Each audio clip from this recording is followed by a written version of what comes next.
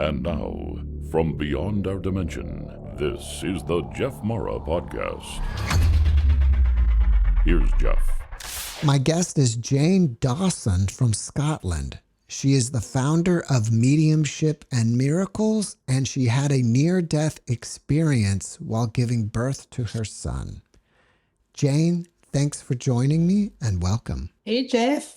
Thanks so much for having me on your wonderful podcast. I'm delighted to be here. Well, we're delighted to have you. And Jane, let's start on the day that you had this experience and go from there. Okay. Well, I was an older mom. I was 39 and I had been in labour with my son, who's now 24, for about 2 days. And it got to the stage where I was ready to actually give birth. And I was in serious pain.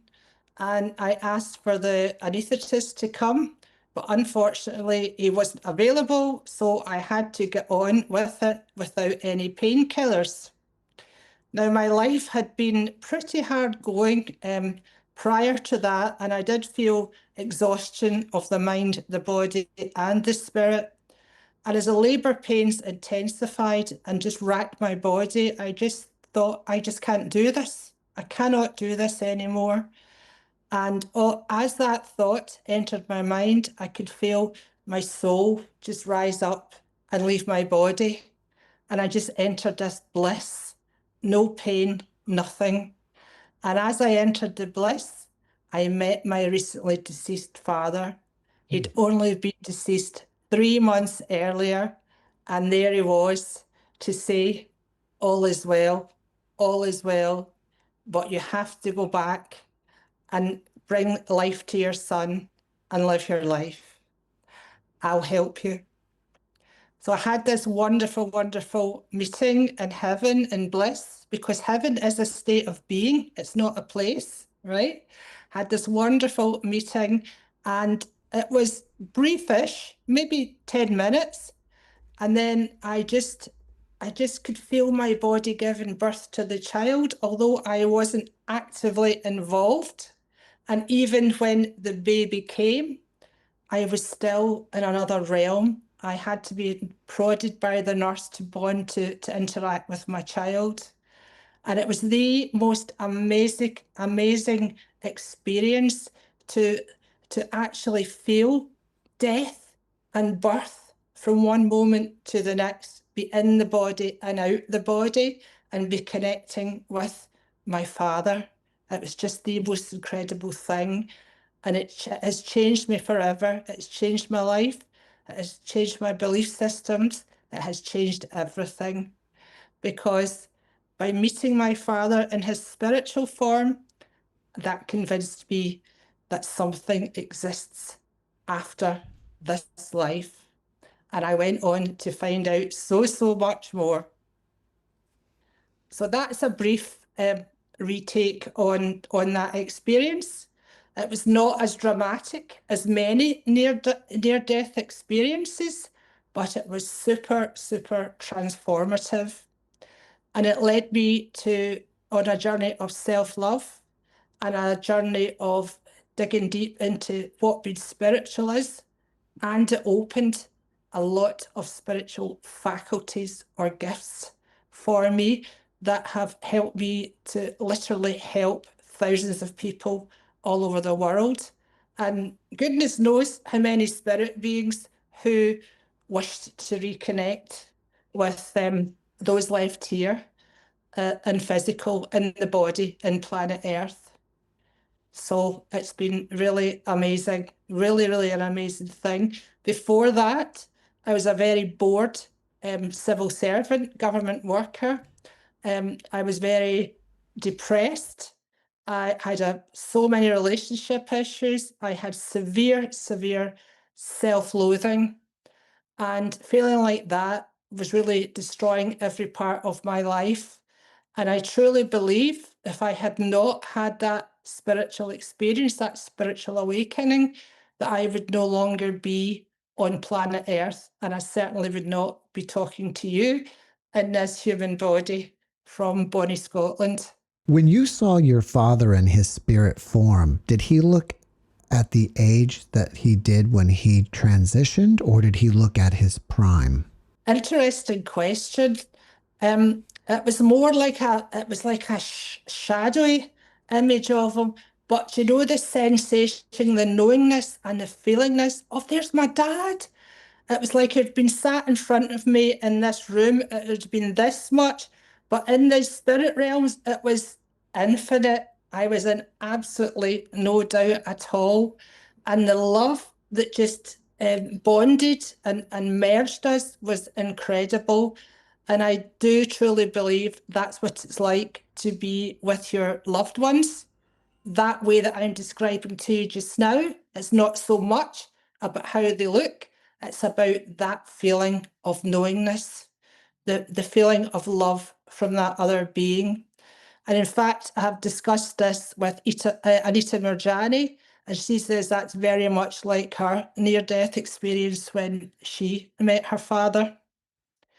The very interesting thing about my experience is the last time I saw my father, I was 6 months pregnant, and I got a call from hospital that his life was ending.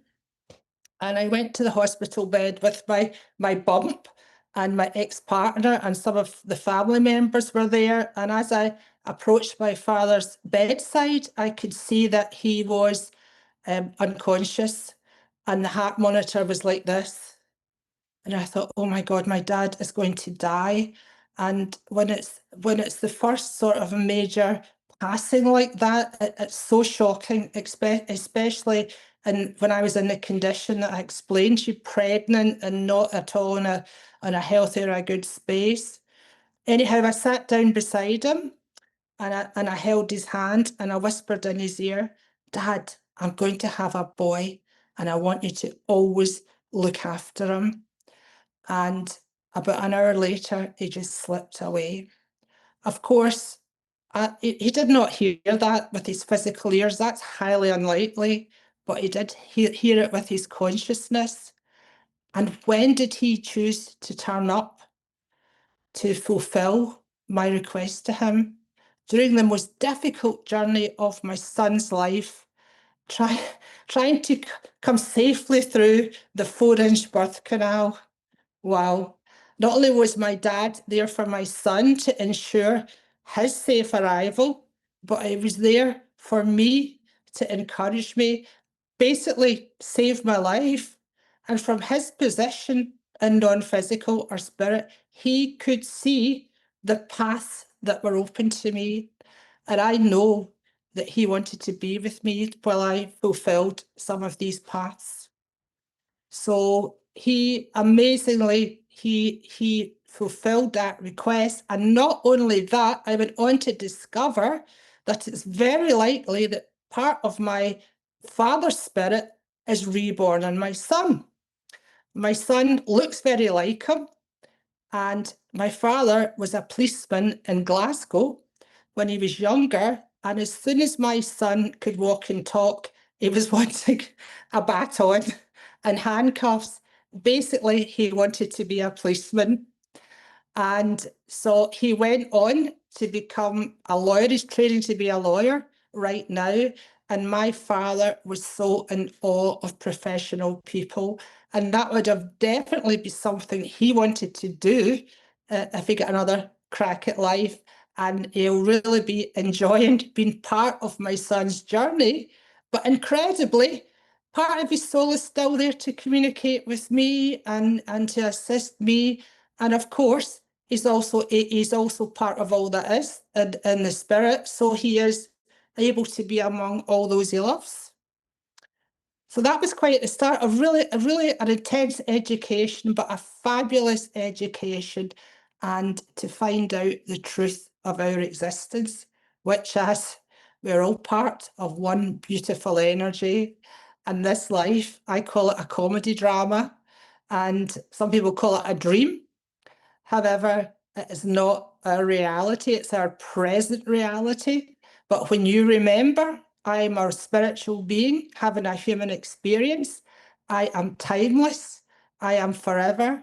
It really, really changes your perspective on things. As a result of your experience, did you get any gifts? Well, people call them gifts, but through my work, through my mediumship and psychic work, where I have taught others, I really realised that everybody has the ability, everyone has the ability to connect with spirit and to connect with energy, because we are all energy, we are all one. So if it's known to the universe, it's also known to us. But of course, the human brain gets in the way, because the human brain is our ego, that part of us that said, you are a human being, you are separate. But when you have spiritual understanding, you realize that that's not the case at all. So yeah, when I work with people, I can take like someone who's never done it before, and just they will come out with amazing, correct information. An example I use is my ex-husband, who used to tell me not to bore him with my spiritual talk, and that is a polite way of saying it. And then he lost his best friend tragically when he was in his 40s. Then he lost his dad, and then he's lost his mom very quickly together. And he said to me, can I come to one of your classes, please? So I said, yes, you can come, but please don't look for logic or argue with me about scientific stuff, because this is an art. It's a creative experiment every time. It is not a scientific thing. So anyway, along he comes, and this evening I decided to give everyone a flower. And once I'd given them all a flower, and I said, just, put your energy a little bit into this flower and then pass it on to someone else. And I got them all to tap into the people's energy through the flower. So I said to my ex-husband, you go first. Well, he started telling this lady, he said, I can see these leaves here. I've been on Spaghetti Junction, which is a big motorway in England. And she's like, yes, I was there on Tuesday. And so that was amazing. And then I said, who can you sense from spirit? He said, our grand's here and her name's Agnes. And the other lady's like, yes, that's all correct. He went on to tell her about her house, her living conditions, her work, all sort of information that a psychic with many years of training and work would, you would expect them to know that. And there he was, his first time. So it's a faculty rather than a gift, I believe, a faculty that everyone has. And another name for a medium is a sensitive. And the more sensitive you are in nature, the closer and the easier it is for you to pick up energy, whether that's energy from another living being or a non-physical being. It really doesn't matter that much. You can pick it up. And if you're open in the mind and you don't try and work it out in your mind, you just deliver it, you will be able to do that wonderfully well. And of course, if you know that you're a spiritual being, if you pose a question, the answer will come to you straight away, either from your higher self, your guides, angelic beings, family members, whichever. Again, they're all one energy, but you can easily train yourself to do that, and you can try it out. You don't have to trust but blindly. You can try it out. A simple way to know if you are sensitive is to take this finger and touch this area of your palm. And if you feel smoothness and silkiness here, you're extremely sensitive. If you feel that you have rough ridges on your hand here, that means you're a lot less sensitive. So you're able to cope with physical life much better than the extremely sensitive, who often find earthly or physical life challenging, but very easily connect to the spiritual part of themselves and to the spirit realms. I've also learned hand analysis, and a very interesting thing is, no matter how you look at someone's energy, whether it's through astrology, whether it's through hand analysis, whether it's looking at their numbers in numerology, whether it's looking at their aura, or do like a psychic reading or asking the angels, you should arrive at the same general description of a person and their faculties.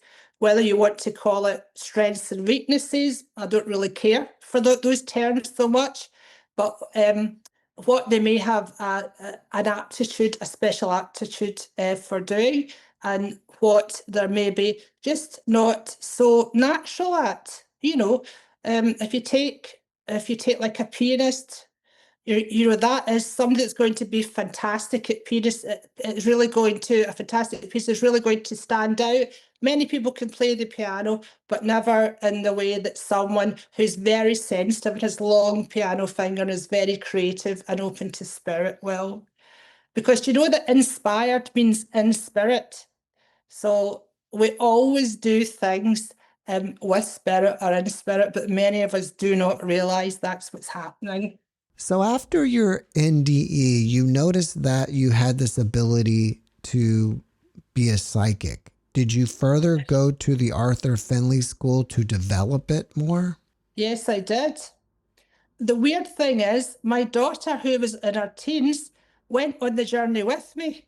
And she was about 15 at the time, and she was starting to do weird things like burn pieces of paper in the garden, in the home. And I thought she was traumatized because this baby had been born. So I approached her about it, and she said, "Mum, I'm doing spells." And I'm like, "Spells? Are you a witch?" Because I didn't have spiritual knowledge like I do now at that point. This was at the start of my journey. So her and I went on a parallel journey of spiritual awareness. And she was a natural, she was young, she was fresh, she wasn't carrying a load of baggage with her, whereas I had zero self-love and the baggage was like a sack of bricks. But yeah, I decided I need to do something about this, because after my near-death, near-birth experience with my child and my father turning up, amazing things started happening in the house. Now, the well-known medium John Edwards was the only medium on TV, and there was nothing about angels, there was nothing about crystals, there was very little New Age stuff. The only being who was on was John Edwards, and I used to sit for hours feeding my child, nursing my child, and watching John.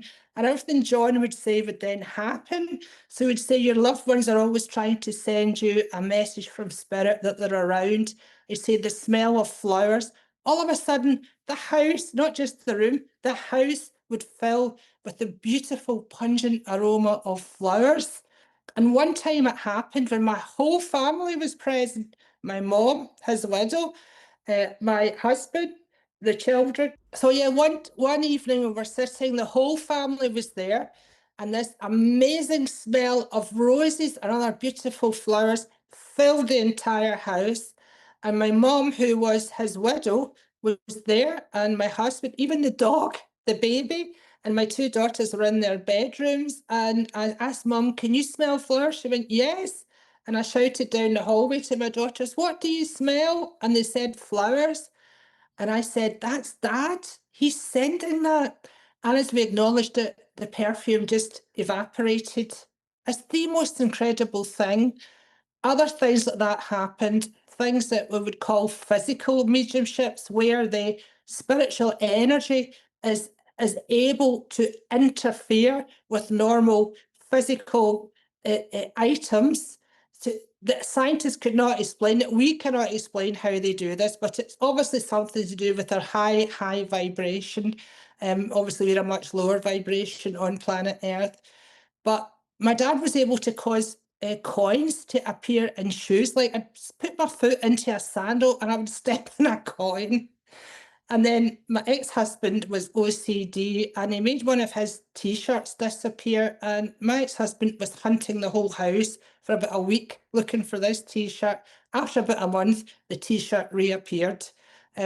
Incredible things. And one of the most incredible things was I actually went on a spiritual course as part of my journey. And I'll tell you about Arthur Findlay College just in a moment or two. And I went to this spiritual workshop, And I was talking to a lady, another attendee there, and she said, my Father in heaven is always putting £5 notes in my pocket on the ground in front of me. I said, that's amazing. I said, I wish my dad would move to paper money because he just gives me change. And we laughed about it.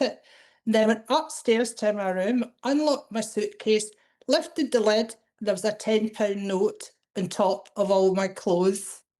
So many amazing, amazing things like that happened to me. Miracles. And that's partly why I teach about miracles now. They are everyday occurrences. But yes, earlier in my journey, I went and learned about the angels in California. I took my daughter to that. Then I went down to Arthur Findlay College. Didn't feel that I would ever be able to do this because I had to go on a journey of self-love along with this spiritual journey. And that is one of the most important things we need in this life is self-love. Your life doesn't go right until you start to love and appreciate yourself. That's a fact. Arthur Findlay College is, some people think of it as Hogwarts.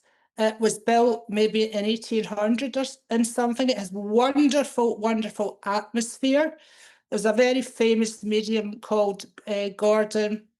Goodness, I've just managed to forget his name. That's so bad. You can look up anyways, associated with Arthur Findlay College. Apparently, he used to go into a cabinet in a white shirt and trousers, and he used to come out bedecked with robes and jewels and everything. And obviously, like, he was searched before he went in there.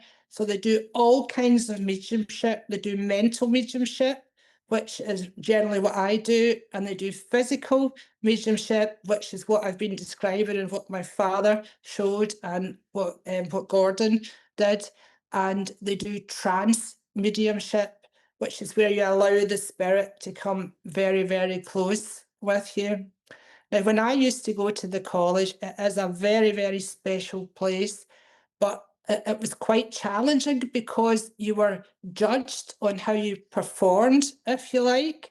And mediumship is a totally individual thing. The spirit world, when they are passing evidence to a loved one down here, they have to pass it through your brain. Obviously, they have to use your experiences and your creative self to get that out, that it has to make sense to them.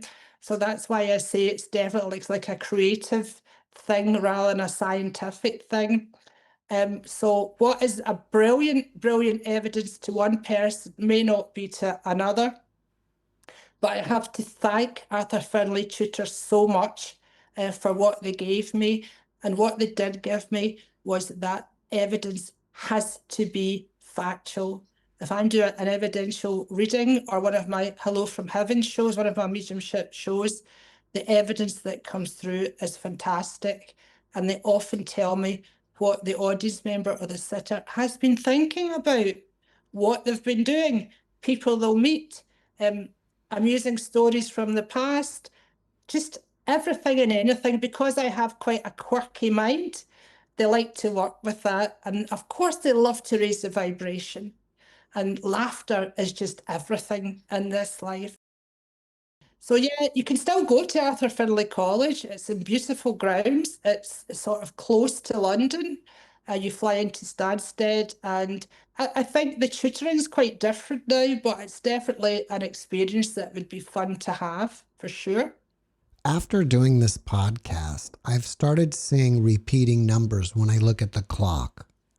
Do you know what the different numbers mean? Like I'll see 222, 333, 444, 555, 111. Well, 111 is my favourite, but 33, well, I like them all. Okay, when I see these numbers, people have different opinions, but 111 means new starts, new beginnings, whoosh, fresh air coming in behind you. So it's a time to really go for what you want, manifest your dreams. Number 2 is it's about calmness, it's about partnerships, it's just a lovely, soothing number.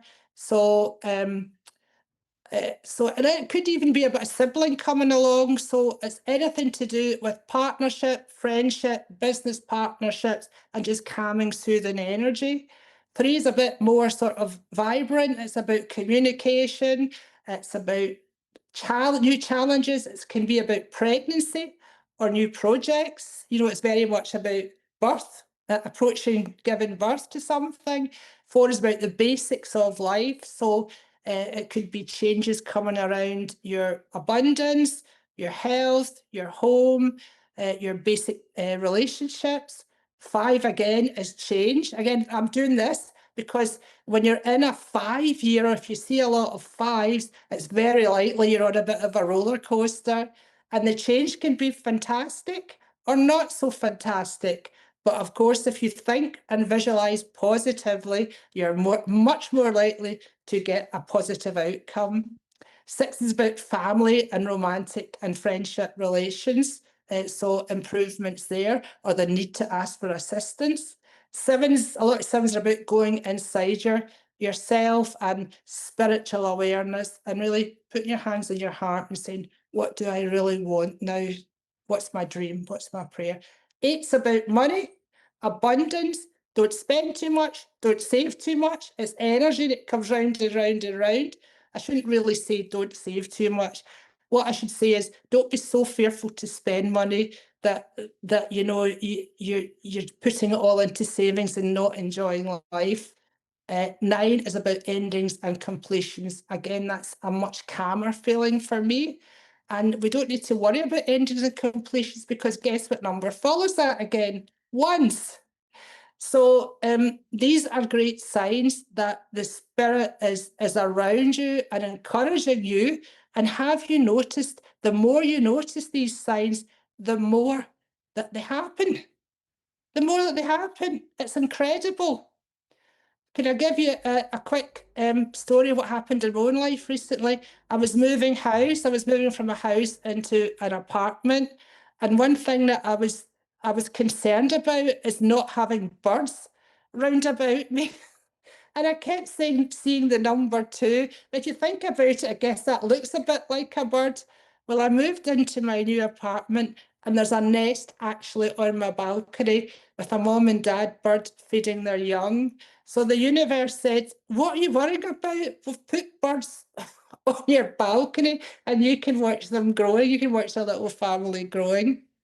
And I just love beautiful things like that. Notice them, be grateful for them, ask for more. That's a recipe. As a psychic medium, can you tell us what you've seen that's coming in the future for humanity, at least in the near future? Well, this is a tricky, tricky time in planet Earth. I think everybody knows that. It's a time of extreme contrast. And if you think about it, we are alive on planet Earth. We have chosen to come in a physical body to experience contrast. If we didn't want to experience this, we would stay in spirit or non-physical realms. So it's coming to a head, I guess you would say. And towards the new age where spirituality and oneness is going to be the norm. And obviously we have quite a way to go before we can achieve that. So I can see, unfortunately, tanks and guns, but I do not see too much devastation in terms of anything nuclear. I sense warships going out and being along the coast as a sort of deterrent of countries that we are not friendly with. I can sense very strongly health problems for both the Russian leader and the American leader.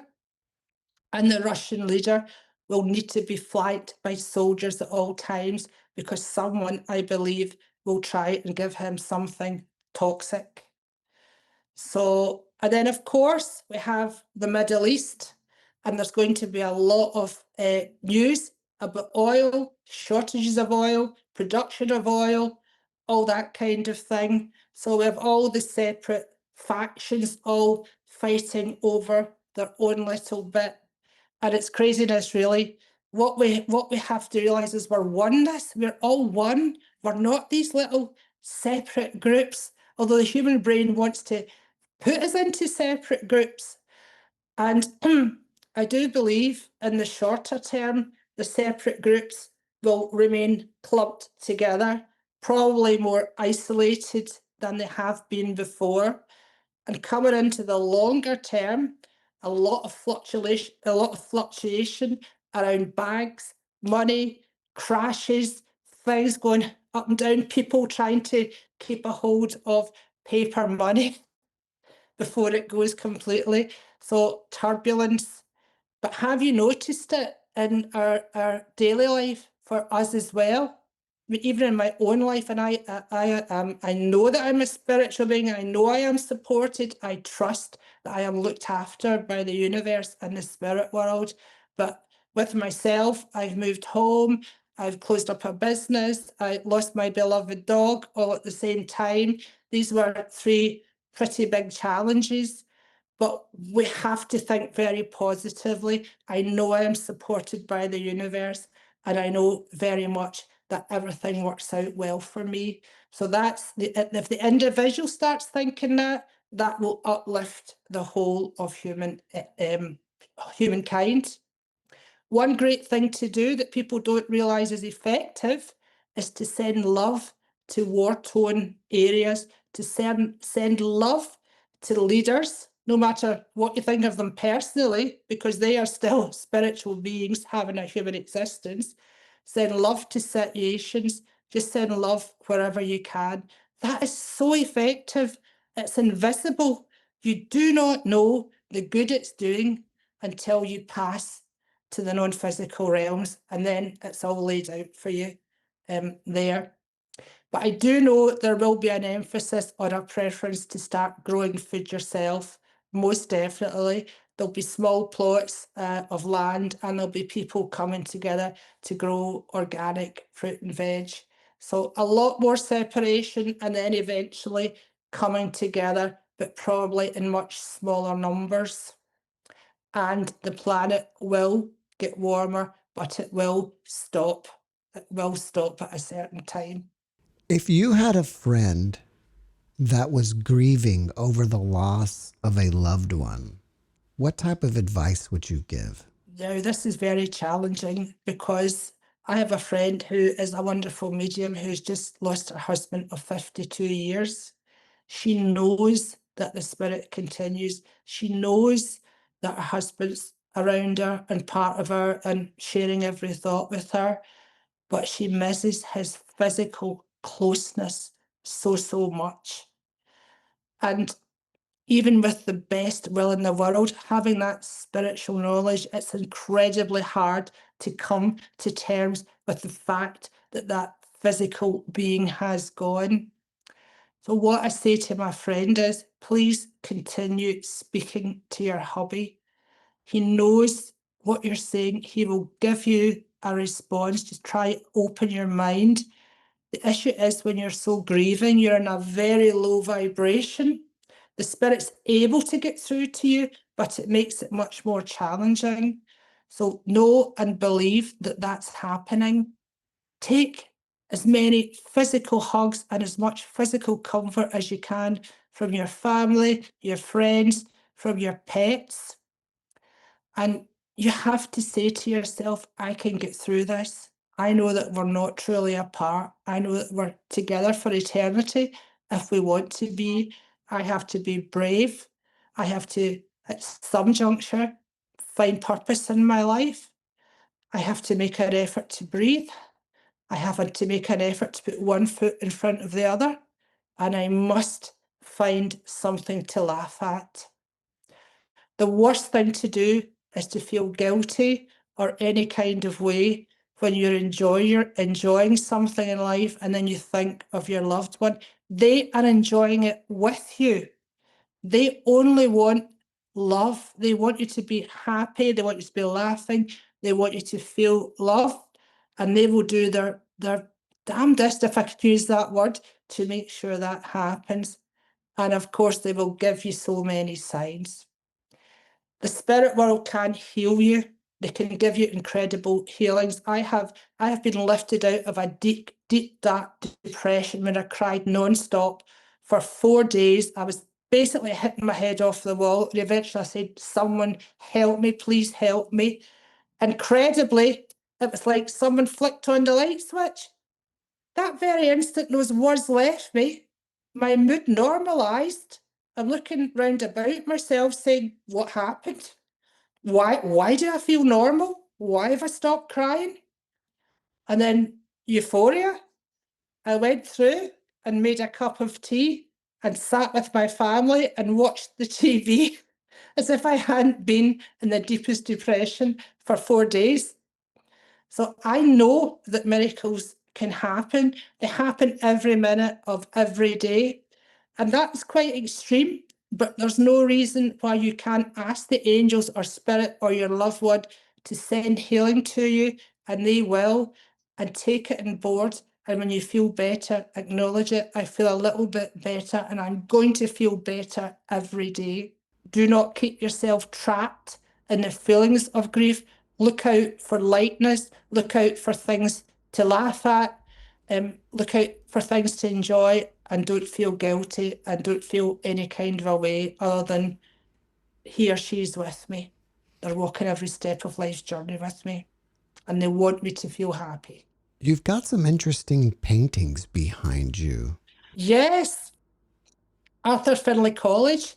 There's a very well-known medium there called Eileen Davis, and she brings a trance medium, so someone who lets the spirit come very, very close to them. And this medium is called Jose Medrado. You can find him on YouTube. He does amazing charitable work. And he painted these in Aberdeen in about 7 minutes each, totally in trance, with his eyes closed, squeezing paint onto canvases and basically doing this and getting a brush and doing this. And these masterpieces arise. The thing is, he is channeling Picasso and he is channeling Vincent van Gogh. You can see Picasso signed this one, 2011. Picasso does not allow Jose to put his signature on it. And you can see Vincent van Gogh signed this one, and he allows Jose to put his signature on it. This arrangement was made by the spirit world with Jose Medrado as he opened a centre, a living centre for children in the South American country that he lives. And they said to him, we will paint in exchange for bread. So they auctioned these off after the session.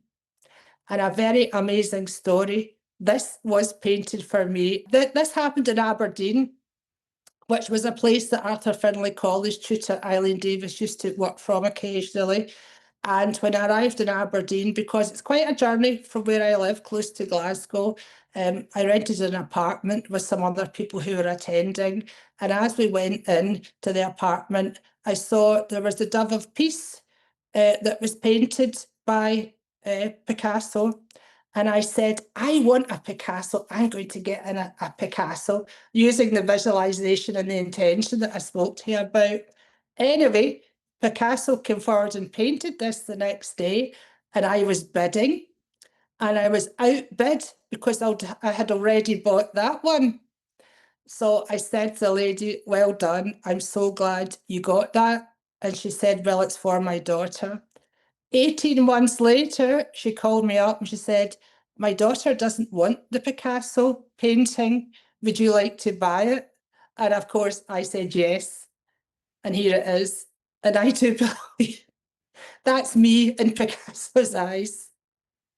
How's that for incredible? And if you're ever where physical mediumship is taking place, that there are signs. And before Picasso, before Medrado went into trance, there was the smell of ether filled the room. And I could see all these doctors walking past. One in particular was a Victorian doctor, and he had the Victorian hat and outfit on. He was carrying a cane. Now, whether they supervise Medrado or look after his human health, I don't know. or whether they're benefactors of some sort, and that thought's just entered my mind, so there's probably something to it. But the whole room is hushed and full of super strong spiritual energy. What an experience. If you get a chance to sit with Josie Madrado, take it. Is she usually found at the Arthur Findlay College? Eileen Davis. Eileen Davis is her name. You can look up her website. I believe she still goes to Arthur Findlay College. She's a very, very well-known medium and tutor. And I believe she works in Scotland someplace as well. But as you can see, this was a few years back, 2011, when this was done, and things do move on, as we know. But you can certainly look for Jose Medrado, Medrado. You'll find him on YouTube, on the web, all over the place. Amazing, amazing work. Your book is called Awaken Your Spirit Connection. Yes. What is the main takeaway you want the reader to come away with? I want the reader to know that they are never alone. I always felt alone and lonely. Little did I know I was supported 24/7 by these beautiful beings in spirit. And in fact, we are the same energy as the angels, wrapped in a human body. So to know that you are part of that loving energy and to be accepting of yourself and your body and your brain and your personality is everything. To know that you have faculties and gifts within yourself that you can use to improve your life dramatically. To know that you can receive answers to every question, to every situation from your higher mind and these other spiritual minds we have discussed. And to know that life is supposed to be fun. I did not realize that until a few short years ago.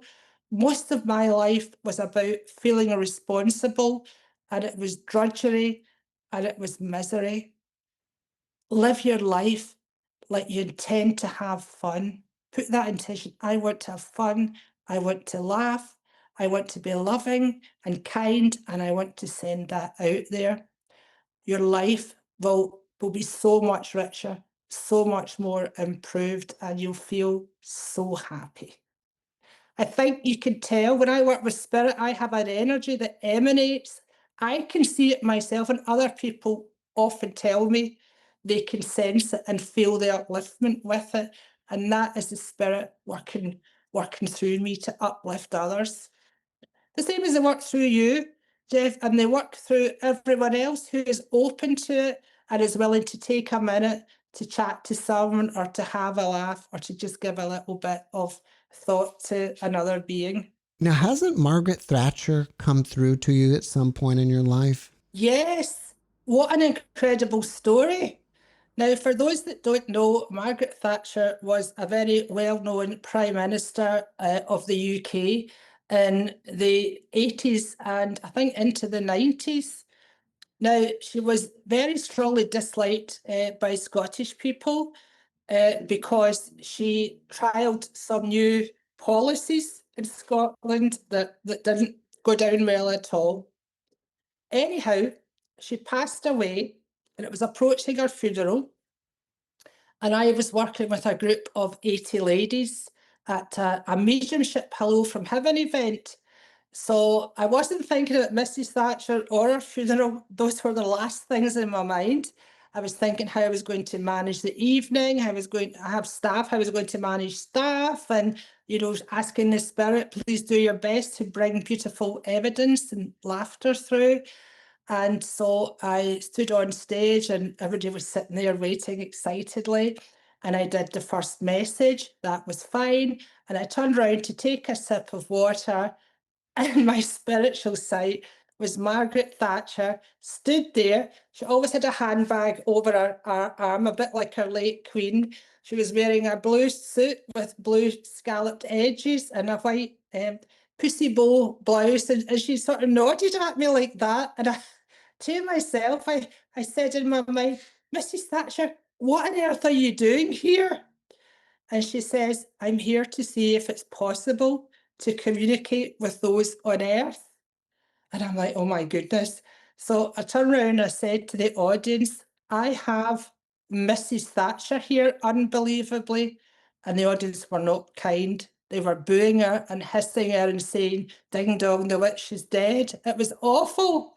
And I had to say to her in my mind, please ignore them, Mrs. Thatcher.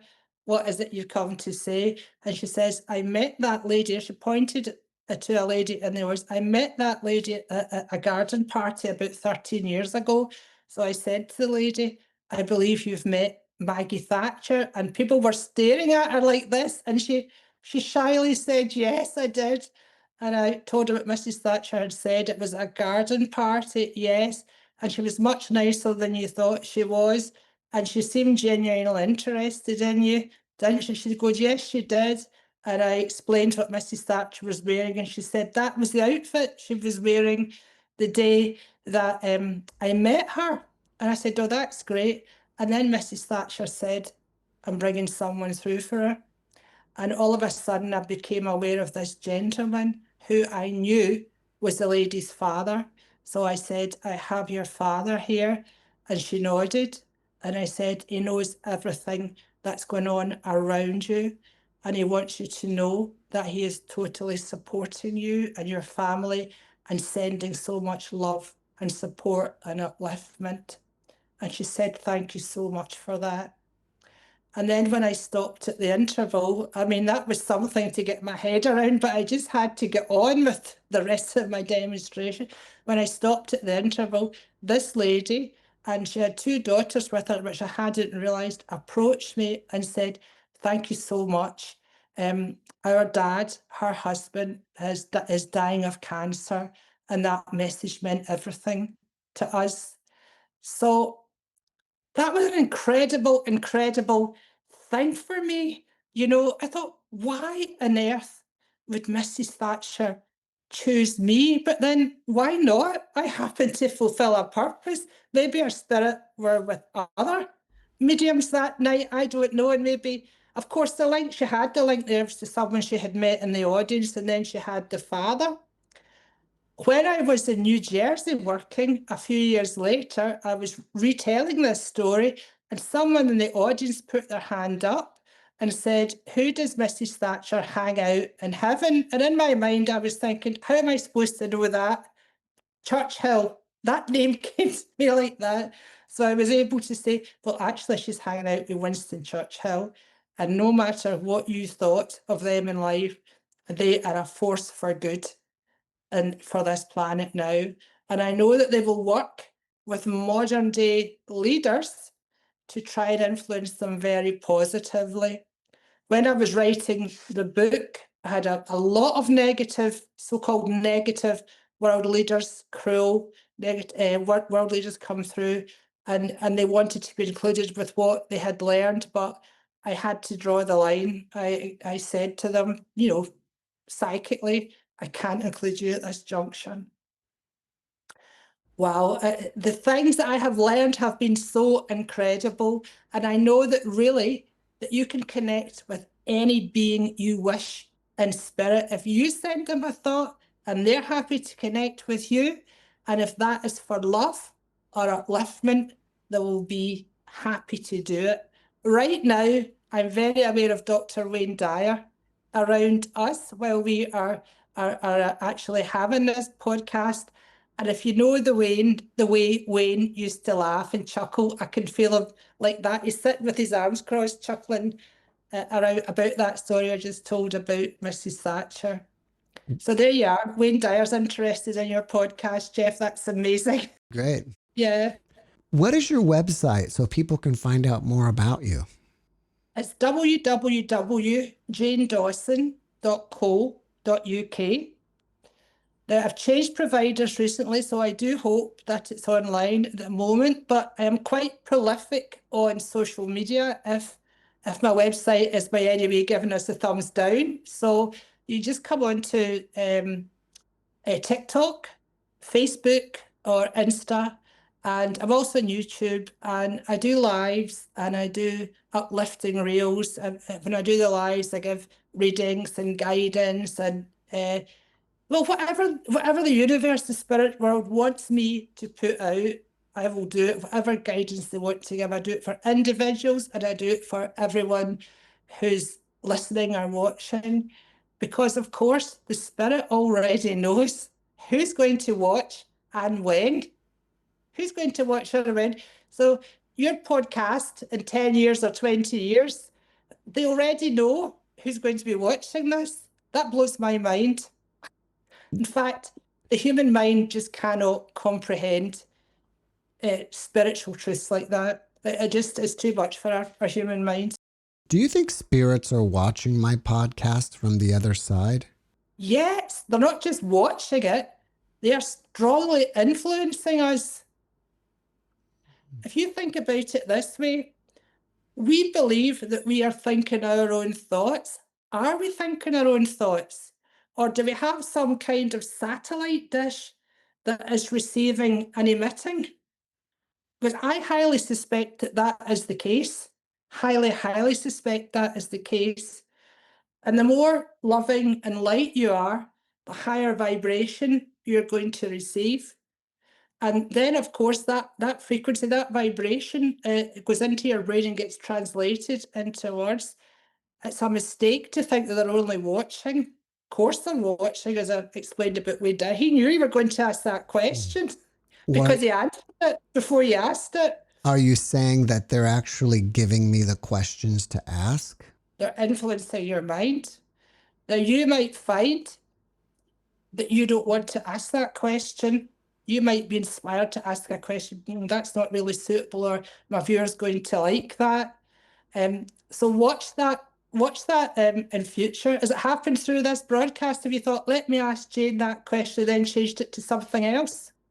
No, I just kind of thought of it, right before I asked it. Fantastic.